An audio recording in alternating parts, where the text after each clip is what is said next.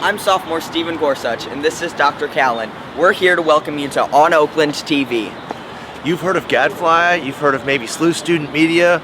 A new chapter in SLU Student Media run by students begins today. What are we going to be doing, Stephen? On Oakland is a once-a-month documentary that really dives deep into what SLU's all about. We learn about people and activities and just what's going on Oakland. We'd love for you to come join us on Wednesdays at Activity Period in the Media Center. In the meantime, enjoy this historic first episode of On Oakland TV. In high school, I was a tea drinker. I was not much of a coffee drinker. I worked as somewhat of a barista at Gelato Doriso on the Hill. I was working there with another SLU alum, Liam John. Liam was super into coffee, and it was kind of frustrating how snobby he was about it, and I wanted to, as someone who enjoys being snobby, I wanted to kind of compete him. So I tried to play the game for a little bit. Ultimately failed, which later I found out was not my fault, it was my grinder's fault.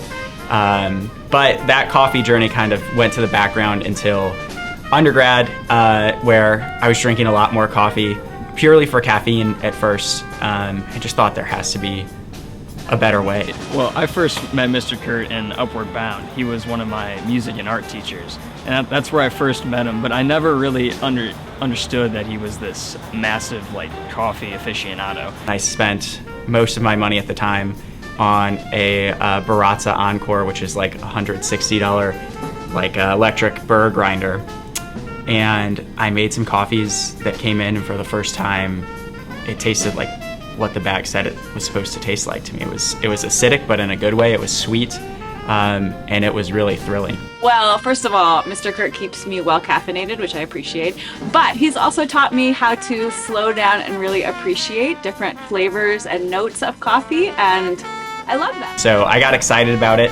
I built a little coffee table in my room in my fraternity, and started just brewing coffee for a bunch of people.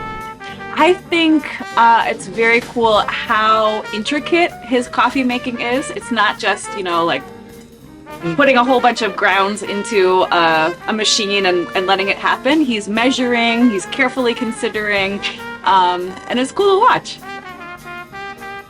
To grind up. This is a Choroso coffee from Colombia.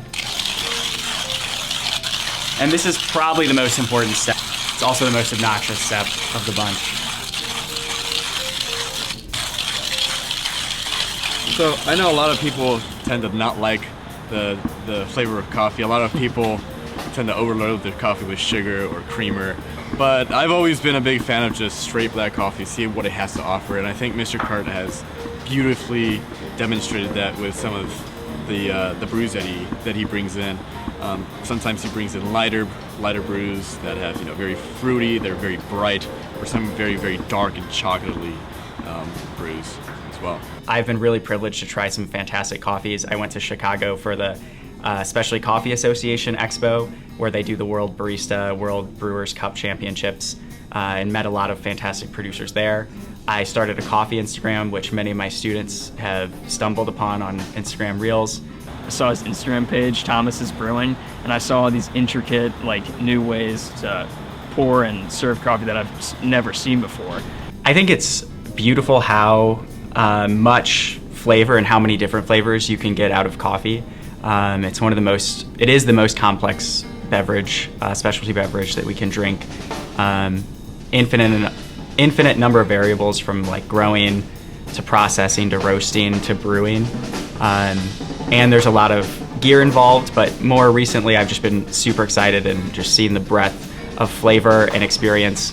I think we take things like coffee and chocolate and other foods for granted in our culture, we just deserve to have coffee every morning. But it's something that was grown thousands of miles away and took thousands of hours of labor and a whole lot of money. And the fact that we can enjoy coffee at the price we can is pretty astounding. So I think even when you're spending a little more money on specialty coffee like this, you're still barely doing justice to the amount of labor, and you're reaping way better rewards in terms of flavor and experience.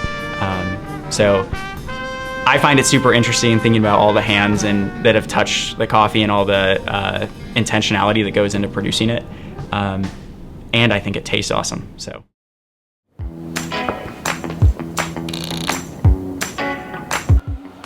Good afternoon. How are you? Every day I'd like to give you guys a little piece of advice. My number one advice is a piece of advice you've heard me say many, many times. If you hang out with bums, you will become a bum.